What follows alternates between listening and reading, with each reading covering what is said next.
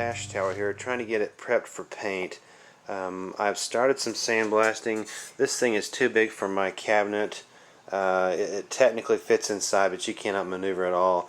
I've got one of the smaller size sandblast cabinets, so I really don't want to try to wire wheel, hand sand, or any of the above on this thing. I'm going to try to set up a little temporary cabinet, and I'm going to get started on that and put it together, and then we'll take a look at it and see if it works. Okay, well, here's my first attempt at this thing. Got a big piece of plastic just draped over this little temporary box. Got plenty of room to work in here, and then just left the top off. So I'll just have my daylight to light my work here, and we'll just see if this works. Speaking of dirty jobs, this stuff went everywhere, which I knew it would do, and I can get that up off the ground pretty easy and actually recycle some of it, run it back through the filter. But there's my catch bucket. You can see how the cardboard's kind of bowed down in the middle, so I was able just to sweep it down right into the bucket and recycle it, and actually worked really well. So this nozzle came from Tractor Supply, and it's got a really nice wide hose, puts out a lot of volume of material. Keep a blade like this handy at all times when you're doing this, because you'll run into paint runs, and instead of trying to sit there and really grind away on a paint run, the place where a sandblaster does not excel is taking off thick layers of paint, multiple layers.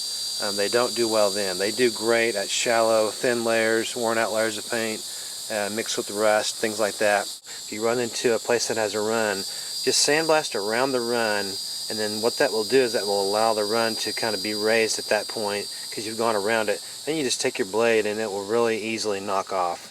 147 project, guys, is moving along. This is a big piece to knock off the list, so I'm glad to get that behind me. Okay, guys, here's a little trick I came up with to clean these out.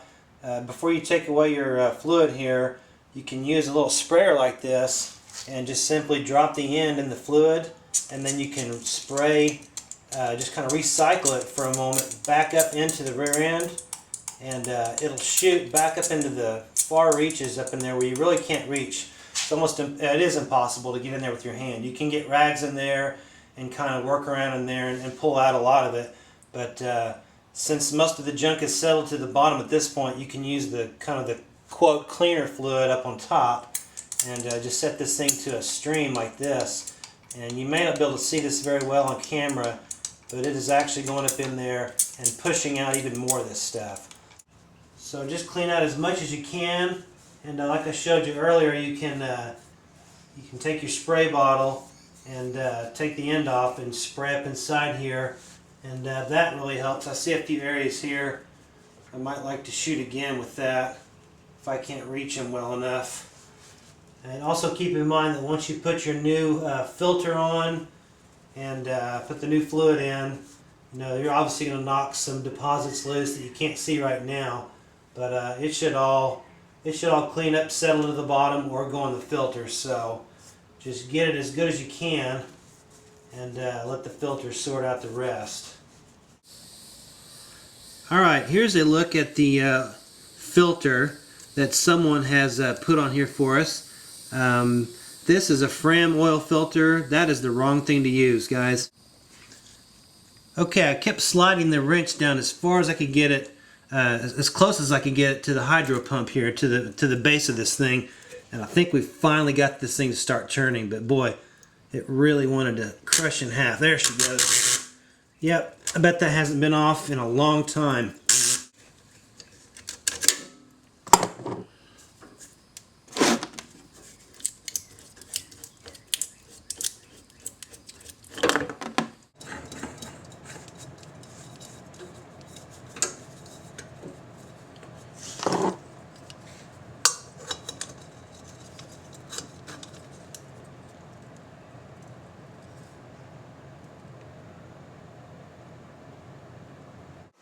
Alright, work continues on the transaxle here. I'm going to rattle can this thing. I've got some primer laid down. This is kind of a haphazard way to work to what I'm used to. I'm used to getting the whole thing cleaned up, then give it a nice coat of primer, and paint it kind of in an orderly manner. But I'm actually still finding some places that dirt is stuck on this thing. With the high trend that leaks out of these things, and the dirt just collects on it. It's just everywhere, and because of the weight of these things, you can't exactly just spin them around and really get a good look at all the angles. Once you finally get them out of the tractor like this, they are a little bit better to see, but they're still heavy. Okay guys, once you've got it torn down this far, there is a gasket in here that you do not want to overlook. The thing probably costs $4 or $5, and they are notorious for leaking. It seals the hydro pump to the transaxle itself. There are just 4 bolts right here, and I've already pulled them off. You go ahead and this just slides straight up, no big deal, and that is your hydro pump right there. We're going to go ahead and scrape this gasket off while I've got this pump out here, put a new one on there, and this thing will be good for years to come. So I'm going to set this aside. You want to make sure when you're working on these things, I don't know if you can see down here, I guess you can, this is where the hydro tube comes out and it goes up into the pump itself. It's just kind of like a little 90-degree bend. You want to make sure you block off all these passages because you're working with scraping paint and dirt and whatnot. You just don't want stuff going down into this this rear end and this pump. So as I pulled this off, there's quite a big opening right here. I'm going to go ahead and put a rag down in there. Okay, there's a better look at that. And I was going to say, is having this pump off like this, just take a look at all these areas here that this kind of freed up, that I can get a better shot with the paint gun. I'm actually going to use a rattle can on this rear end. I've gotten some primer parts laid down, like I said, but I'm actually going to go with the rattle can. This works a lot better for me. This is a big piece to kind of manhandle and work with, and I don't want to set my paint gun up right now just to shoot this rear end. Here's the replacement gasket right here. Get your part number there for you guys that like part numbers. 921 3004. It's kind of black and cork color, so I think it's kind of a both rubber and cork composite. The back side is adhesive peel. You peel this off and stick this to the pump side, and then this cork facing will go down into the transaxle there.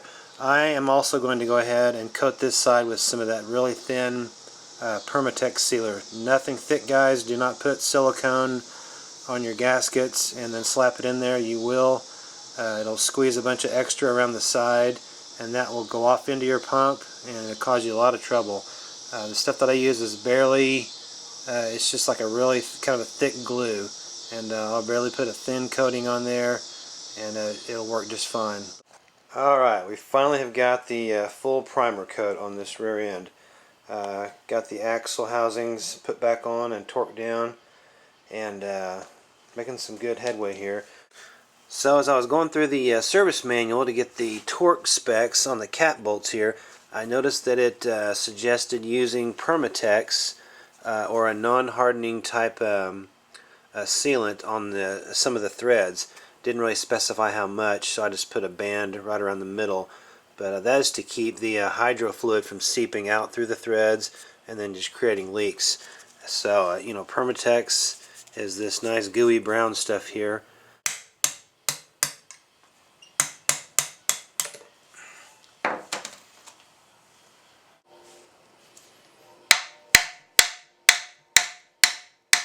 Alright, well, we for sure found the culprit here. I'm going to zoom in. It's this left hand side, and really rusty in there. Just kind of take a look at that. And a really heavy coat of rust in there. It was starting to really bind up and interfere. So we're going to take some sandpaper to that bad boy and get that all cleaned up. And that should... see, it doesn't even want to turn right now because I've got it moved into the rust zone here. So we'll go ahead and clean this up. I'm going to go ahead and knock it through a little bit more. So it's moving better now, but I'm going to clean all this up, and then once we recenter it, it probably will be good to go for another 50 years. Alright guys, I am glad I did this. There's a ton of rust that has fallen at the bottom of this thing. You don't have to knock this pin all the way out because the center section here does not rotate inside this piece, so there's no really need for it to move around unless you really want to get that out and keep it maybe from seizing up in the future, but you've already knocked it back and forth and it should be fine. The part that you have to worry about is right inside this section here where it actually spins against the chassis. I just pulled that out, sanded it down, and then I went ahead and hit it with some of this fast drying clear lacquer and just gave it a good coat all the way around. It's already dry, just took a few minutes, and this will keep it rust free a whole lot longer. Plus on top of that I'll go ahead and oil it. But let's go ahead and knock this back through. So you can see it's moving a whole lot easier now. And you just watch down the center here until the pin lines up. Which is about right there. Alright, well, we finally got this differential transaxle painted up pretty good. I think I've got it covered pretty well. And we are ready to go ahead and pull our paper towels out here on the end. It's alright if you get some paint on the face of the seal, but you don't want to get any paint on the little rubber lip here on the inside. And on top of that, when you put in your freshly painted axle stub here, which we've got all done, you can see right here that I didn't worry too much about. I just painted out to about there. Didn't try to tape this off or anything.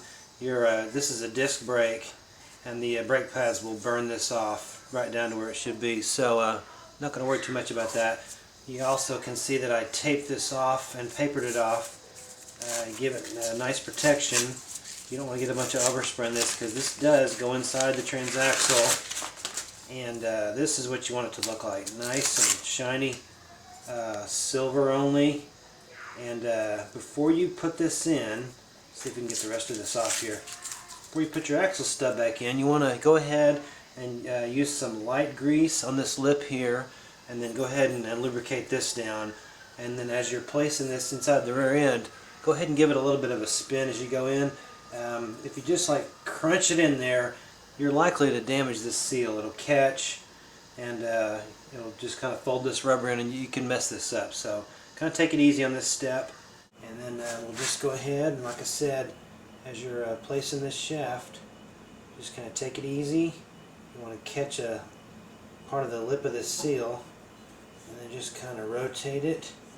Take your time and send this thing home, and then wait for the gears to engage. There it goes, and that's all there is to it. We are locked in, and we're going to have to remove the rear plate after I get the other axle in, and we'll put the C-clips back on, and then we'll cinch this thing down and torque it down for good.